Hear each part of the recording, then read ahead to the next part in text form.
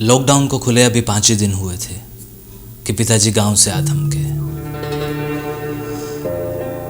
मुझे तो पिताजी की आदत थी, लेकिन लाजो का चेहरा तमतमा उठा और बड़बड़ा उठी। बूढ़े को पैसे की जरूरत आन पड़ी होगी, तभी आ धमके हैं। लॉकडाउन में अपने पेट का गड्ढा तो भरता नहीं, इनका कहां से भरोगे?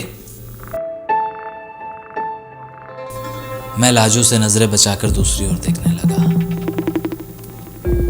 और पिताजी नल पर हाथ मुंह धोकर अपनी थकान उतार रहे थे। इस बार मेरा हाथ कुछ ज्यादा ही तंग हो गया था। एक तो लॉकडाउन, दुकानें बंद, काम धंधा ठप, और ऊपर से लाजो की दवाइयाँ। अब इलाज तो होना ही था ना। लाजो के इलाज के लिए पूरी तरह से आजकल दवाइयाँ भी नहीं खरीद पा रहा था, और पिताजी का यूं आ जाना, बाबूजी को भी अभी आना था। घर में एक बोझिल सी चुप्पी पसरी हुई थी। लाजो रसोई में चुपचाप गुस्से से तरबतर खाना बना रही थी, लेकिन पिताजी को इस बात का अंदेशा नहीं था।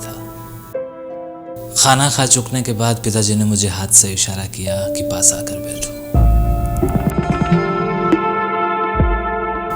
और मुझे इस बात का डर था कि पिताजी कोई आर्थिक मदद ना मांग ले, कहीं पैसे ना मांग ले।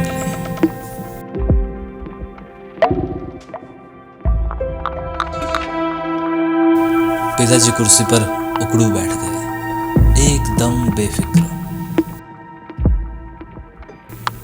सुनो दयाल, यह कहकर उन्होंने मेरा ध्यान अपनी ओर खींचा, और मैं एकदम सांस रोककर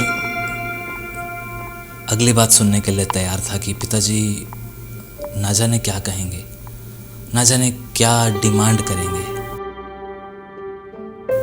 दयाले, खेती के काम से आजकल फुर्सत ही नहीं मिलती।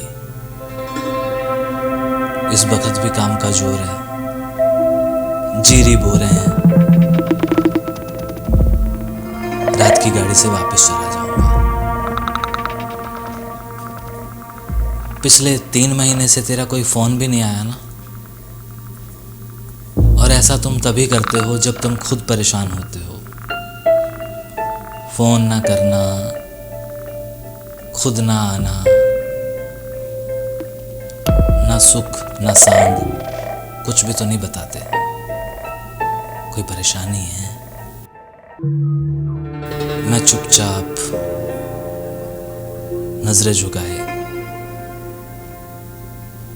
उन्होंने जेब से कुछ निकाला और मेरी ओर बढ़ा दिया।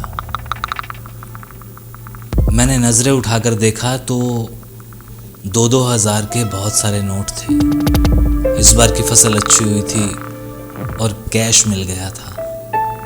भले ही लॉकडाउन था, लेकिन हम गांव के किसान जिद पर अड़ गए कि हमें कैश चाहिए, और हमें कैश मिल गया।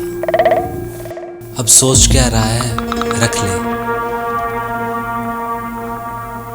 मैंने कहा, नहीं पिताजी, बस वो जानता हूँ बहुत बड़ा हो गया है, 2 बच्चे हैं तेरे, लेकिन है तो मेरा बेटा ही ना। काम आएगा। और मैंने हाथ बढ़ा दिया। और तो इतना कमजोर क्यों हो गया? लाजो क्या तेरा ध्यान नहीं रखती? लाजो, भाई मेरे दयाले का ख्याल रखा करो, कमजोर होता जा रहा है। मैंने नजरें उठाकर रसोई की तरफ देखा तो रसोई के दरवाजे पर लाजो खड़ी, हाथ में उसके कड़छी। अध खुले दरवाजे से पिताजी की पीठ की तरफ मुझे देख रही थी, और पिताजी बोले, संभाल के खर्च करना, जानता हूं लॉकडाउन में तेरा काम धंधा भी नहीं चल रहा है।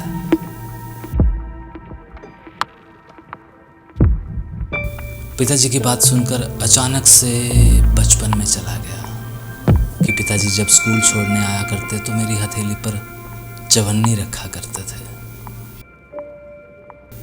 पर तब मेरी नजरें आज की तरह झुकी नहीं होती थी।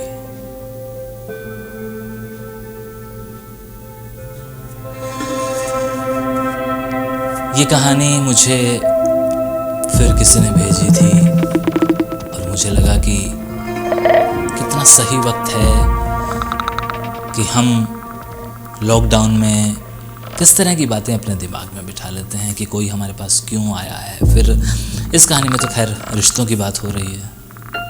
हम कई बार नहीं समझते कि सामने वाला लेने नहीं देने आया है। खैर हम उन चीज़ों से निकल के इस राइटर की तलाश करते हैं कि किसने ये हमें भेजा है। जिसने भी ये हमें भेजा है बहुत खूबसूरत है। और अब आप कहेंगे कि यार आपको क्यों नहीं पता चलता कि ये किसने भेजा है। भाई मेरे पास सैकड़ों की तादाद में मैसेजेस आते हैं, मतलब 200 से ज़्यादा के मैसेजेस मेरे व्हाट्सएप पे रोज़ होते हैं और मैक्सिमम अननोन नंबर्स होते हैं, इसलिए मुझे नहीं पता चल पाता कि ये किसने भेजे हैं। एनीवे, जिसने भी भेजे हैं, जिसने भी ये भेजा है उसका बहुत बहुत शुक्रिया। और ये कहानी वाकई दिल को छूने वाली थी और मुझे लगा कि ये मैं आप लोगों तक भी पहुंचाऊं।